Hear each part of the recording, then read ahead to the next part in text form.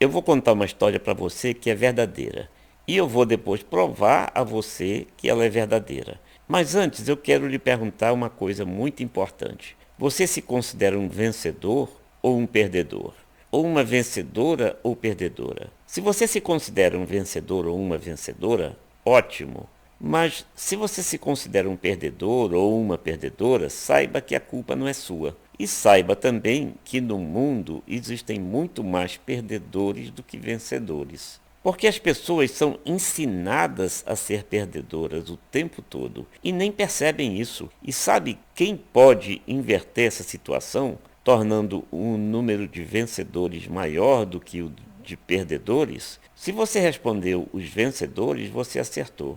E esse vencedor ou essa vencedora pode ser você, porque depende fundamentalmente de você. O mundo pode se tornar bem melhor cada vez que alguém se transformar num vencedor ou numa vencedora, porque são os vencedores e as vencedoras que têm o poder de salvar o mundo. Mas nós vamos voltar a esse assunto daqui a pouco, porque eu prometi lhe contar uma história e depois ainda lhe provar que ela é verdadeira. E sabe por que é que eu sei que ela é verdadeira e por que eu vou lhe provar? Porque é a minha história. Eu nasci com um mal congênito chamado osteogênese imperfecta. Eu não vou lhe dizer o que é em termos científicos, porque ficaria chato demais falar nesses termos complicados da ciência. E nós estamos aqui para facilitar as coisas. Aliás, nem precisa complicar, porque eu vou resumir de uma forma que dá para entender perfeitamente. É um mal congênito que faz com que eu tenha fraturas ósseas com mais facilidade do que o normal das pessoas, né? As pessoas que ouviram falar nesse problema congênito facilitaram ainda mais, apelidando isso de ossos de vidro. Em alguns países chamam de ossos de cristal. Mas calma, os ossos não fraturam assim com tanta facilidade como um copo que cai no chão e se espatifa todo. Quer dizer, algumas vezes isso até pode acontecer, porque esse mal congênito, que não é uma doença, é apenas uma falha genética, uma alteração genética, tem 4 graduações. E a pessoa que nasce com um grau mais severo pode sim fraturar um osso com muita facilidade. Um médico certa vez me contou que tinha uma paciente que só de o carro fazer uma curva, ela já quebrava um osso.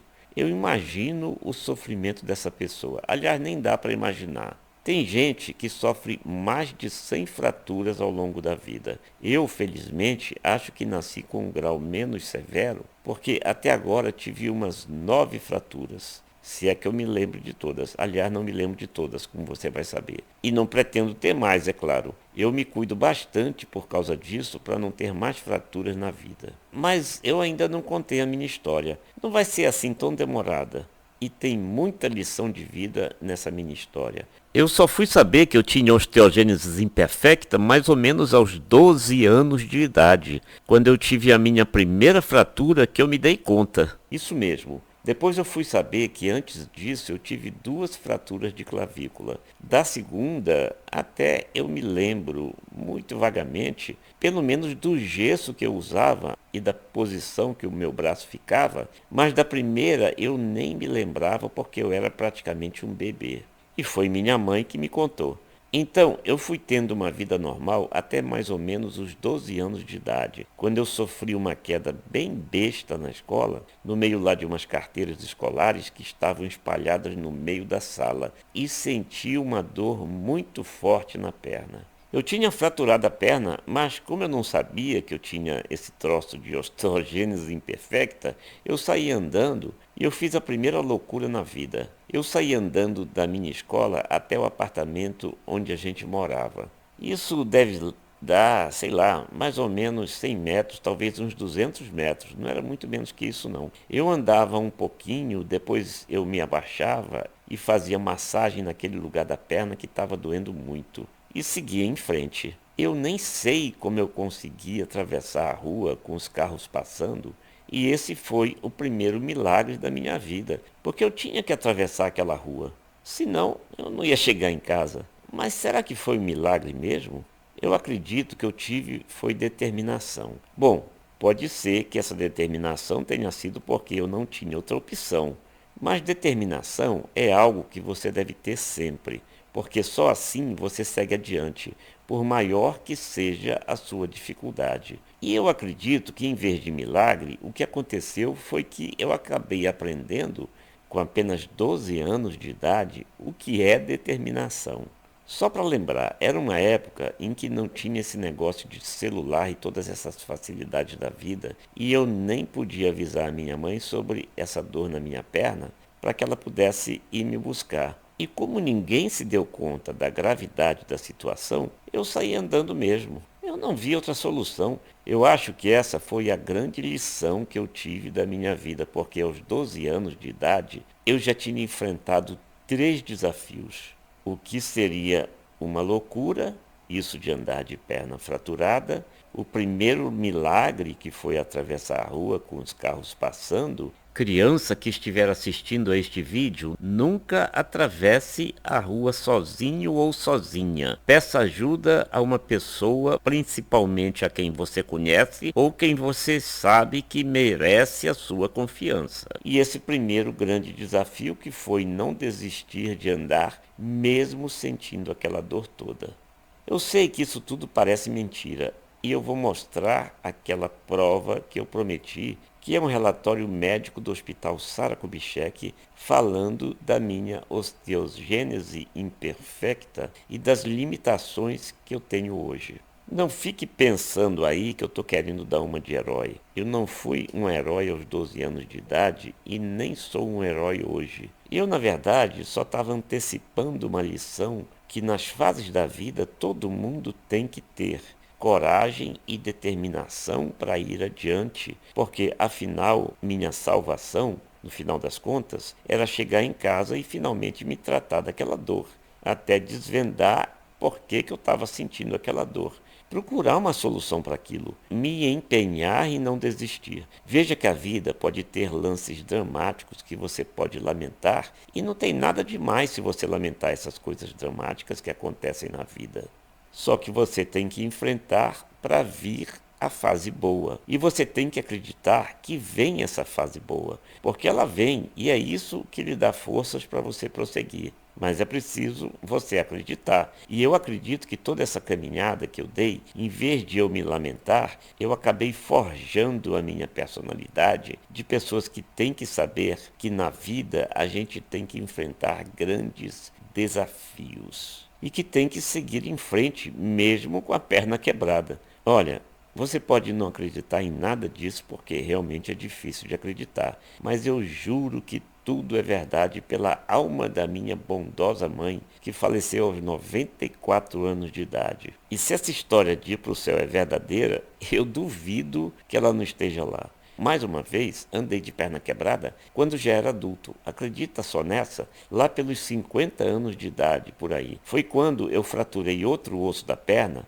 dessa vez aquele osso da frente que chamam de tíbia, e os médicos não conseguiam ver que meu osso, se não estava ainda quebrado, pelo menos estava rachado. E aí eu andei e ele acabou quebrando de vez, se é que já não estava quebrado. E aí está a prova, a radiografia que eu tirei. E dessa vez, quem é que podia duvidar que eu estava com uma fratura? Pois apesar da dor que eu sentia, muita gente duvidou e foi por isso que eu acabei andando de novo de perna quebrada. E finalmente acreditaram. Pois é, apesar de ter osteogênese imperfecta, eu aceitei o desafio de ter uma vida normal. Eu não vou contar aqui todos os detalhes, porque aí mesmo é que ninguém vai acreditar e ainda vai dizer que eu estou querendo dar uma de herói. Um pouquinho dessa história eu conto num dos livros que eu escrevi com o título A Suíte é Minha Lambisgoia. Foi quando eu disse que tive que ficar em pé apoiado exatamente na perna que estava com o osso fraturado, porque a pessoa que estava fazendo as radiografias disse que eu precisava fazer carga naquela perna exatamente para ela descobrir o que estava errado com aquela dor. Porque para mim era óbvio, àquela altura, que se tratava de uma fratura. Até por experiência. E você acaba aprendendo que muita gente vai sempre duvidar de você, mas você sabe que está certo e tem que ter essa determinação que eu tive. Os médicos da época em que eu ainda era uma criança demoraram a descobrir as origens da osteogênese imperfecta. Naquela época não sabiam quase nada sobre esse mal congênito. Pelo menos os médicos que me atenderam naquela época não sabiam muita coisa não. Eles diziam que meu organismo não metabolizava o cálcio e chegaram a me dar injeção de cálcio na veia. Quando eu já estava adulto, outro médico, esse sim, um médico muito bom, me explicou que era um problema de colágeno. Mas esses são detalhes científicos e nós não estamos aqui para falar nisso. Eu só sei que na infância me colocaram aparelhos ortopédicos e que eu comecei a me tornar mais rebelde do que eu já era. E mais determinado também. Os aparelhos ortopédicos começavam nos pés e iam até o alto da coxa. E um dos meus maiores traumas foi ver aquele par de aparelhos em pé ao lado da minha cama quando eu tirei os aparelhos pela primeira vez para ir dormir, naquele primeiro dia que eu enfrentava mais aquela barra de andar de aparelho, mais aquela barra pesada. Essa rebeldia provocou em mim um ato de revolta que acabou se transformando em bondade. Veja como é que são as coisas. É que hoje esses aparelhos mais modernos permitem que você use os sapatos que você quiser, mas naquela época eles vinham com uma bota robusta, parecida com essas que se calça quando se passa pelo serviço militar. Algo que felizmente eu não pude fazer, porque obviamente eu não passei nos exames físicos para poder servir ao exército, né? Eu costumo dizer que, com talvez algumas exceções, você pode tirar lições boas e ruins da vida, mesmo com as coisas ruins que lhe aparecem. E a osteogênese imperfecta me livrou de servir o exército, ainda bem, né? Só que eu acabei tendo que calçar botas parecidas com as de milico, de qualquer jeito, porque elas já vinham pregadas no aparelho ortopédico. E elas eram pesadas e robustas, com o couro grosso que pesava um pouco, e era bem incômodo. Um dia, um amigo que morava no mesmo prédio que eu discutiu comigo. Eu nem me lembro o que ele me disse. Isso faz tanto tempo. Mas eu acho que ele deve ter falado alguma coisa sobre o meu problema e sobre aqueles aparelhos. E aí eu fiquei irritado e apliquei-lhe um pontapé bem dado na perna. E doeu tanto nele que ele se abaixou para fazer uma massagem. Olha aí, parecia eu me abaixando para fazer massagem na perna quebrada quando eu tinha 12 anos. Depois de alguns dias, esse meu amigo, para minha surpresa, veio me agradecer.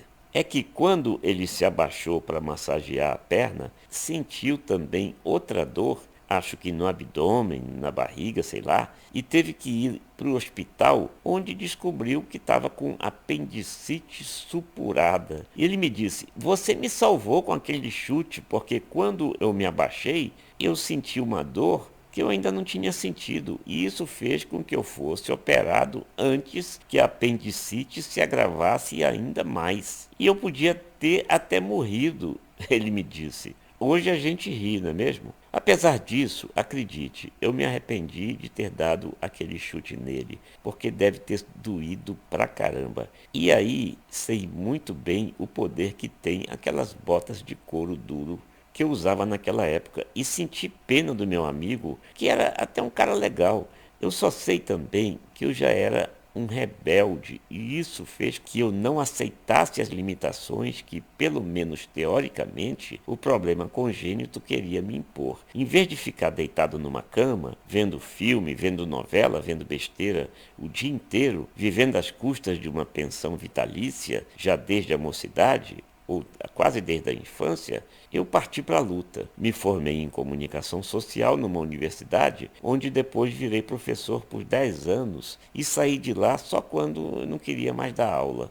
Exerci o jornalismo por 40 anos, escrevi até o momento em que estou dando esse depoimento 9 livros e alguns e-books que eu estou atualizando e aperfeiçoando e deixando eles muito legais e publicando no meu novo site, junto com outros e-books, é lógico, que eu continuo escrevendo. Eu acho que por causa dessa experiência de vida, os meus e-books têm sempre como foco principal mostrar às pessoas todas as formas e tudo o que elas têm que fazer para lutarem e terem sucesso na vida. Porque assim elas vão mesmo lutar e alcançar esse sucesso, que consiste em batalhar por tudo o que você quer ter de bom na sua vida. Vou contar só mais um pouquinho da minha vida, falando nos lances mais interessantes. Eu realizei o sonho de ser baterista, tive uns 2 ou 3 grupos musicais, toquei até em praça pública e num clube onde a moçada estava dançando música eletrônica, dessas bem louconas mesmo, e a molecada toda dançando e se mexendo, até de um jeito que a gente achou engraçado. O pessoal estava agitado mesmo, e eu achei que iam vaiar a gente e jogar ovo na gente, porque meu conjunto musical daquela época tocava mesmo era MPB, música popular brasileira, que não era a vibe daquela moçada. Pois foi uma grata surpresa, porque quando nós começamos a tocar, aquela molecada toda se sentou bem comportada numas muretas baixas que ficavam bem à frente do palco e assistiram ao show na maior atenção. Ninguém vaiou, ninguém xingou, nem jogou ovo. Ficaram foi ouvindo na maior atenção e aplaudiram no final. Minha vida é cheia de coisas imprevisíveis, não é mesmo? E eu tive naquele dia o meu primeiro momento de me sentir famoso. Veja só que absurdo, famoso como baterista, porque me vieram avisar que uma garota tentou entrar no clube sem pagar ingresso, dizendo que era amiga do baterista. E é lógico que eu disse que era mentira, porque eu não tinha avisado para amiga nenhuma que eu ia tocar naquele clube. Sem contar que num dia em que a gente ensaiava lá em casa, a gente costumava ensaiar muito na minha casa, e juntava gente da rua para ouvir, e uma menina perguntou pro pessoal lá em casa quem era o baterista. E eu fiquei todo metido. Quem me dera que eu tivesse virado um baterista que chegasse a tocar um milésimo do que tocava um Bird Hit, por exemplo. Mas mesmo assim, eu me divertia tocando bateria. Play now? Yeah, right now. Oh, swell.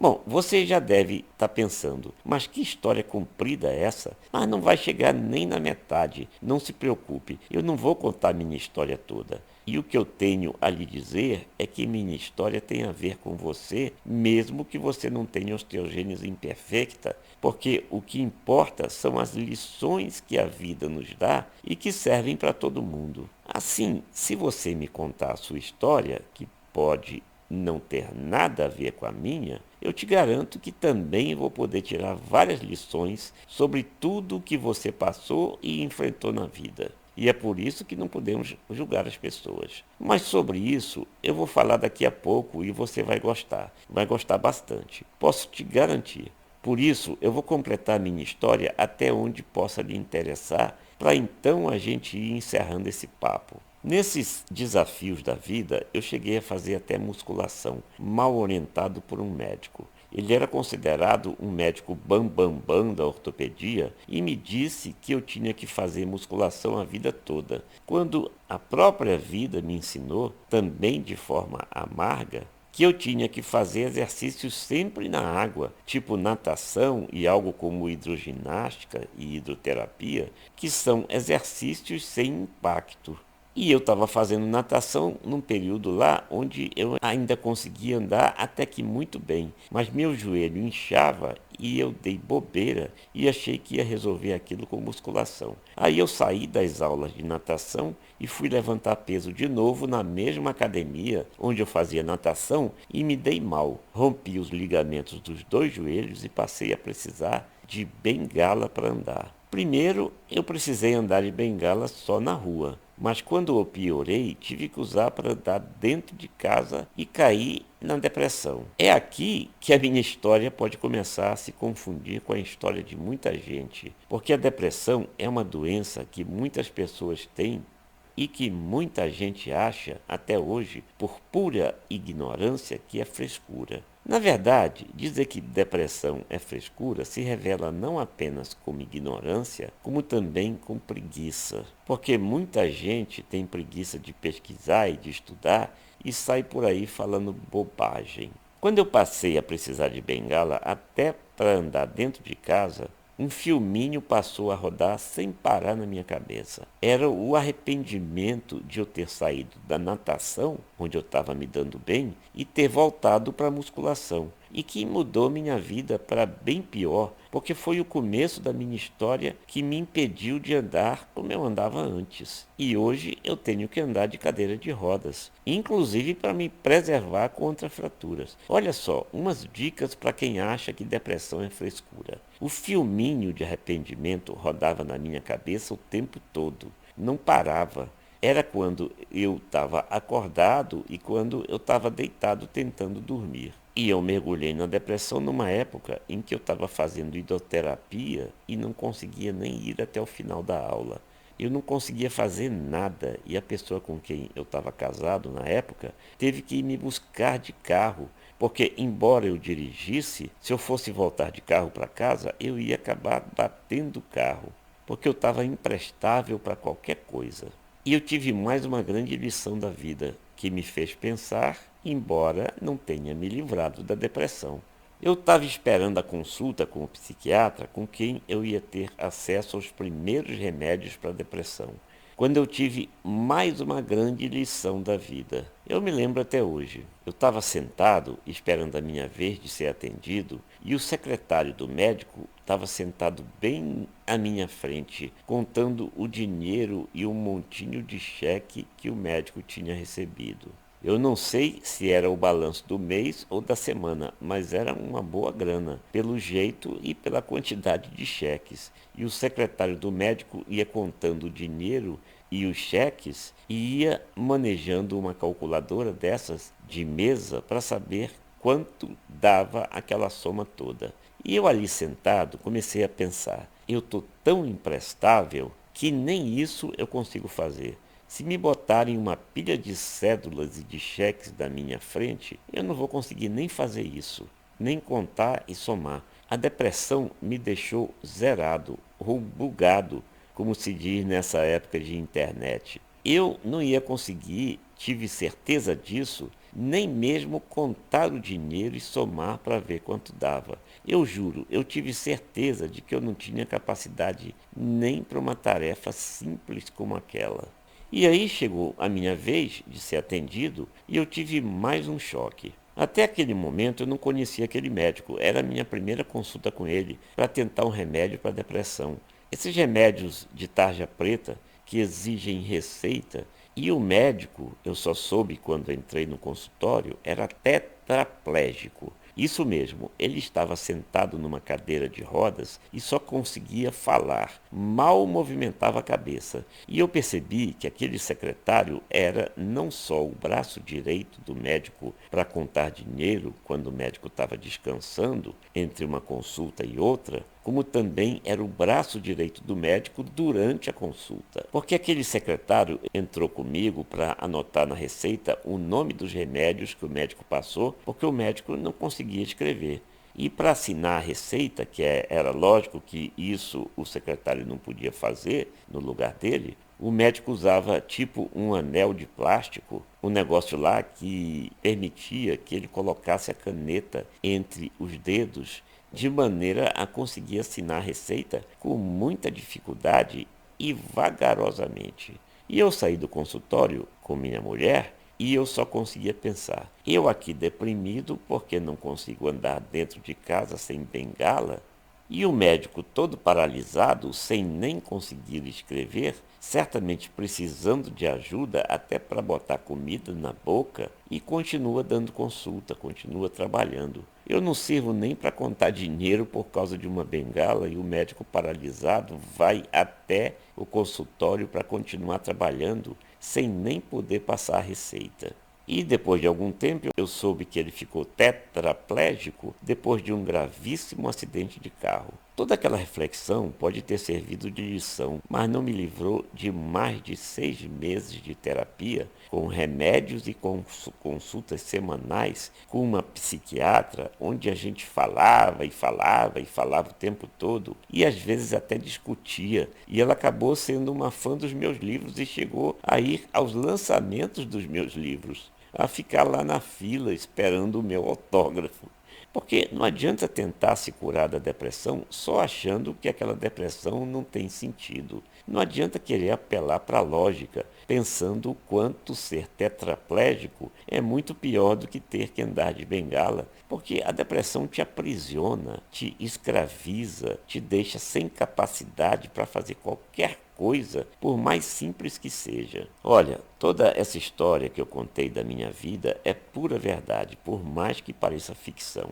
E foi a minha história que me levou a escrever os volumes da trilogia que eu chamo de Vença na Vida, Ame e Enriqueça. Mas não é nada assim superficial não, é profundo.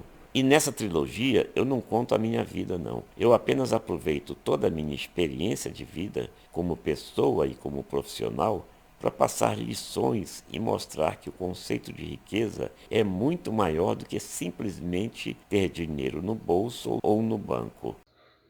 Você vai encontrar links para essa trilogia do sucesso em vários locais, inclusive nas anotações do vídeo.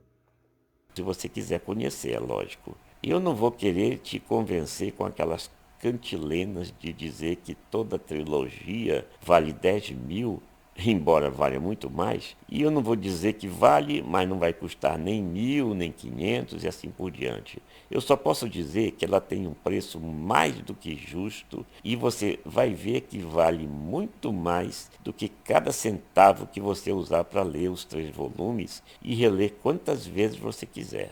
E é uma trilogia porque são 3 volumes que você vai recebendo aos poucos. Porque um livro complementa o outro. E você não pode sair pulando o primeiro para ler o segundo e assim por diante. Precisa ler na sequência. O segundo volume se chama O Direito de Ser Rico, onde eu mostro que o conceito de riqueza pode e deve ser entendido de forma mais profunda, que não se limita, como a gente já disse, à questão financeira. É um conceito muito mais amplo do que isso, que envolve muito mais coisas. E você vai entender lendo o segundo volume da trilogia. Já o terceiro volume se chama Leia e Descubra qual é a sua maior meta na vida. Porque muitas vezes a gente pensa numa meta que pode nem ser a maior, nem a mais importante. Mas isso você também vai descobrir lendo o terceiro volume da trilogia. E mais do que isso, vai ganhar de bônus o acesso a um grupo exclusivo e fechado no Facebook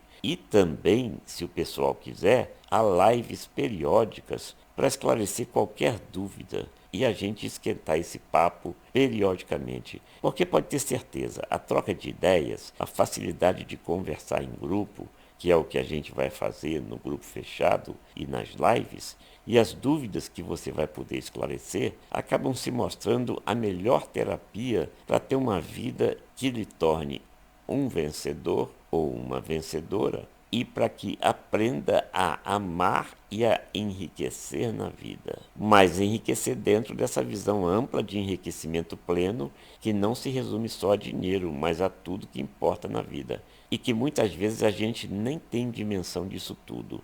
Minha história realmente parece uma ficção. E com tudo que eu contei, embora pareça muito, não é nem 10% do que eu passei na vida. Não é nada levando em conta as experiências, as viagens todas que eu fiz e pretendo fazer mais, os amores e os desamores, aprendendo muito a cada dia. E eu tenho certeza de que, já na leitura do primeiro volume da trilogia, vai ficar seguro de que vale a pena participar ativamente dessa jornada, onde vai poder esclarecer suas dúvidas e se reciclar o tempo todo para ser um vencedor ou uma vencedora, para amar e enriquecer. Amar também no sentido mais amplo. Tudo de uma forma plena, que deve ser a filosofia de vida de todo mundo, para tornar o mundo melhor. Então, se você quer isso, se quer viver num mundo melhor e ajudar a construir esse mundo melhor e se tornar um vencedor e uma vencedora, vamos nos encontrar para esse papo maneiro.